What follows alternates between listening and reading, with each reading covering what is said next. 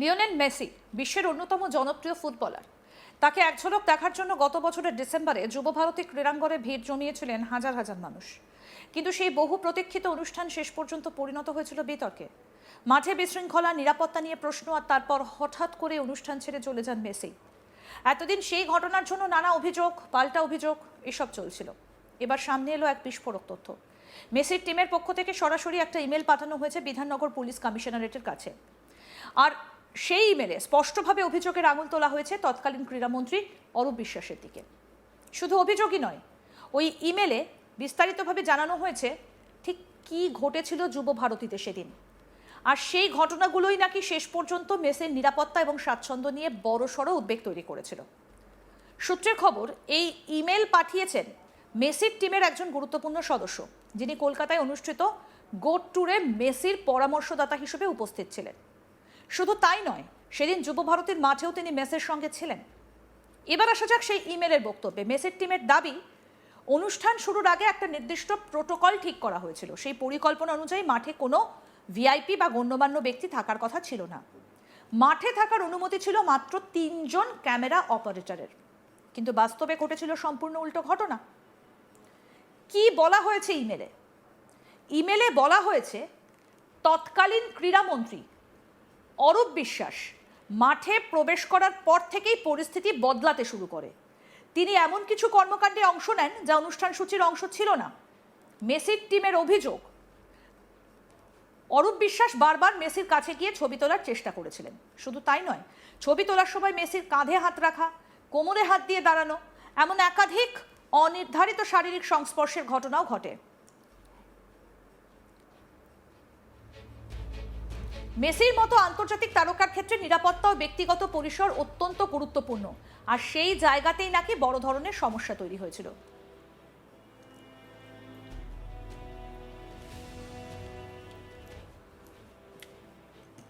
ইমেলে আরও দাবি করা হয়েছে শুধু অরূপ বিশ্বাস নন, তার সঙ্গে আরও বহু ব্যক্তি মাঠে ঢুকে পড়েছিলেন, যাদের সেখানে থাকার কোনো অনুমতি ছিল না। যেখানে মাত্র 3 জন ক্যামেরাম্যান থাকার কথা ছিল, সেখানে প্রায় 40 জন আলোকচিত্রী এবং ভিডিওগ্রাফার মাঠের সংরক্ষিত এলাকায় ঢুকে পড়েন। ফলে মাঠে কার্যত বিশৃঙ্খল পরিস্থিতি তৈরি হয়। মেসির টিমের বক্তব্য, এত সংখ্যক অননুমোদিত ব্যক্তির উপস্থিতি নিরাপত্তা ব্যবস্থাকে দুর্বল করে দেয়। মেসির নিরাপত্তা, আরাম এবং ব্যক্তিগত পরিসর নিয়ে গুরুতর উদ্বেগ তৈরি হয়। পরিস্থিতি এমন জায়গায় পৌঁছে যায় যে নির্ধারিত কর্মসূচি অনুষ্ঠান অনুযায়ী চালিয়ে নিয়ে যাওয়া আর সম্ভব হয়নি। ইমেলে স্পষ্ট ভাষায় বলা হয়েছে, কি কি বলা হয়েছে আসুন এবার আমরা দেখাই।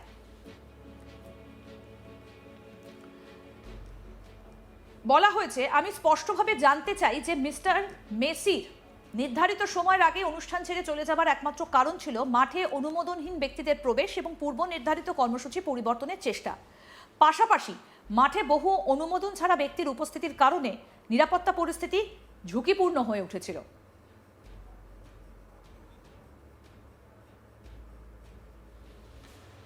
এবং সেখানে বলা হয়, আমার মতে অনুষ্ঠান নির্ধারিত সময়ের আগেই শেষ করার যে দুর্ভাগ্যজনক সিদ্ধান্ত নিতে হয়েছিল, তার জন্য অনুষ্ঠানের আয়োজক মিস্টার শতদ্রু দত্ত কোনোভাবেই দায়ী ছিলেন না এবং বিষয়টা তার নিয়ন্ত্রণেও ছিল না। বরং অনুষ্ঠান পরিচালনার নির্ধারিত প্রোটোকল এবং নিরাপত্তা ব্যবস্থার লঙ্ঘন হওয়ায় সতর্কতামূলক পদক্ষেপ হিসেবে অনুষ্ঠানটা আগেভাগে বন্ধ করার সিদ্ধান্ত নেওয়া হয়। এই লঙ্ঘন ঘটিয়েছিলেন এমন কিছু ব্যক্তি যারা মূল অনুষ্ঠান পরিকল্পনার অংশ ছিলেন না। আপনারা নিশ্চয়ই জানেন, এই সফরের জন্য অন্য কোনো স্টেডিয়াম অনুষ্ঠানে আমাদের নিরাপত্তা সংক্রান্ত কোনো সমস্যা হয়নি।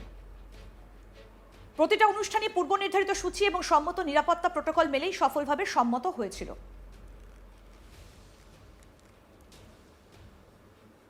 স্টেডিয়ামে মিস্টার মেসির উপস্থিতির সময় যে প্রোটোকল অনুমোদিত ছিল, তাতে মাঠে কোনো গণ্যমান্য ব্যক্তি থাকার কথা ছিল না এবং মাত্র 3 জন ক্যামেরা অপারেটরের অনুমতি ছিল। কিন্তু সেই নিয়ম ভঙ্গ হয় যখন তৎকালীন ক্রীড়ামন্ত্রী মাঠে প্রবেশ করেন এবং এমন কিছু কর্মকাণ্ডে জড়িয়ে পড়েন যা অনুষ্ঠানের নির্ধারিত সূচির অংশ ছিল না। এর মধ্যে ছিল বারবার অনির্ধারিতভাবে মিস্টার মেসির সঙ্গে যোগাযোগ করা এবং ছবি তোলার সময় তার কাঁধ এবং কোমরে হাত রাখা। এই ঘটনাগুলোর পাশাপাশি আরও কয়েকজন অনুমোদিত ব্যক্তির উপস্থিতি এবং নিষিদ্ধ এলাকায় প্রায় 40 জন স্বীকৃতিহীন ফটোগ্রাফার ও ক্যামেরা অপারেটরের প্রবেশ পূর্ব নির্ধারিত কর্মসূচিকে ব্যাহত করে। এর ফলে মিস্টার মেসের নিরাপত্তা, স্বাচ্ছন্দ্য এবং ব্যক্তিগত পরিসর নিয়ে উদ্বেগ তৈরি হয়। পরিস্থিতি এমন পর্যায়ে পৌঁছয় যে স্টেডিয়ামের মাঠে যাদের সঙ্গে তার দেখা করা ও যে কার্যক্রমে অংশ নেওয়ার কথা ছিল সেগুলো আর বাস্তবায়ন করা হয়নি। আজ তাক বাংলার হাতে সেই এক্সক্লুসিভ ইমেল এসেছে, যেটা আপনাদেরকে দেখালাম।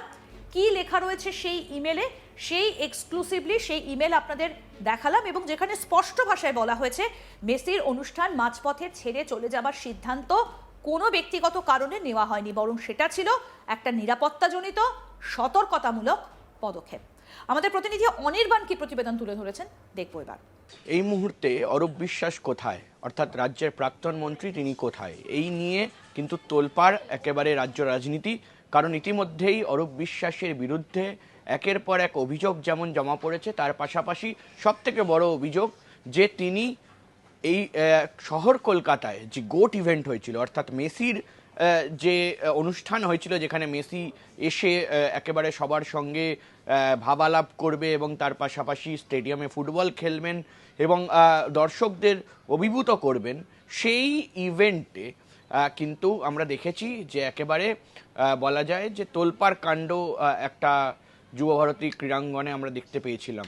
কারণ একেবারে বলা যায় যে দর্শকরা যেভাবে ক্ষেপে গিয়েছিলেন এবং একেবারে মাঠে নেমে ভাঙচুর থেকে শুরু করে মেসির চলে যাওয়া, এই পুরো বিষয়টাই কিন্তু একটা বলা যায় যে ম্যাসাকার হয়েছিল। অর্থাৎ সেই ম্যাসাকারের পর শতদ্রু দত্ত যে মেসির যে ইভেন্টের মূল কারিগর ছিলেন বা মূল উদ্যোক্তা ছিলেন, তাকে গ্রেফতার করেছিল পশ্চিমবঙ্গ পুলিশ বিধাননগর কমিশনারেট।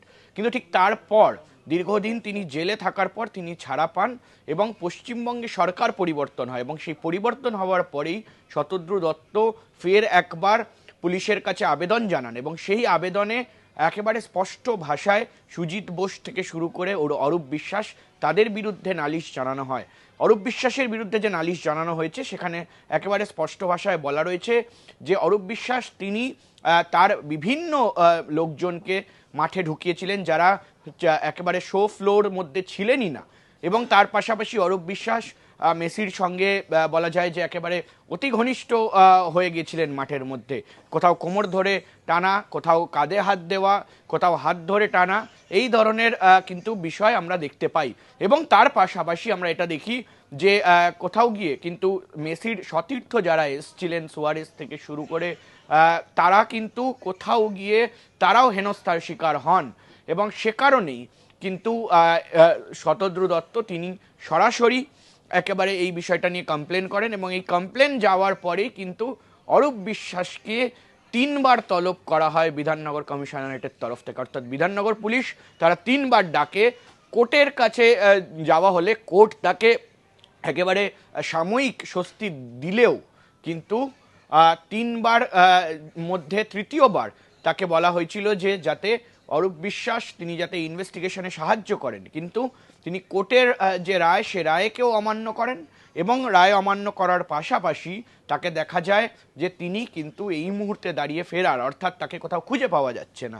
এই সব থেকে বড় প্রশ্নের মধ্যেই কিন্তু শতদ্রু দত্ত, যিনি এই মেসি গোট ইভেন্টের উদ্যোক্তা ছিলেন, তিনি এই মুহূর্তে একটি বড় অভিযোগ করছেন, এবং সেই অভিযোগের মধ্যে তিনি বলছেন যে শতদ্রু দত্ত স্পষ্টত যে কথা বলছেন, অভিযোগ জানাচ্ছেন যে লিও মেসি অর্থাৎ লিওনেল মেসি গোট, তিনি ফুটবলের অন্যতম সেরা ফুটবলার বিশ্বের, এবং এই মুহূর্তে হ্যাট্রিক করেছেন ওয়ার্ল্ড কাপের পর্বে, এবং আর্জেন্টিনার হয়ে গত ওয়ার্ল্ড কাপের চ্যাম্পিয়ন অর্থাৎ ডিফেন্ডিং চ্যাম্পিয়ন, সেই মেসির টিম থেকেই নাকি এবারে কলকাতা পুলিশ বিধাননগর কমিশনারেটকে নাকি কোথাও গিয়ে নালিশ জানানো হয়েছে।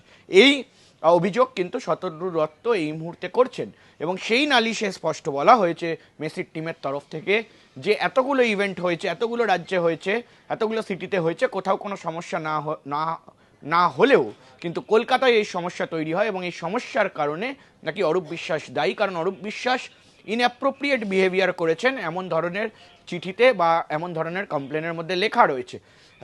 ফলত এই মুহূর্তে দাঁড়িয়ে শতদ্রু দত্ত তিনি কিন্তু এটা এই মুহূর্তে দাবি করছেন যে এমনটা হয়েছে, এবং তার পাশাপাশি কিন্তু এই মুহূর্তে এটারই অপেক্ষা যে অরূপ বিশ্বাস তিনি কবে সর্বসমক্ষে আসেন এবং এসে একেবারে বিধাননগর কমিশনারেট বা বিধাননগর পুলিশের কাছে হাজিরা দেন। আরও আপডেট পেতে দেখতে থাকুন আজ তাক বাংলা, সাবস্ক্রাইব করুন।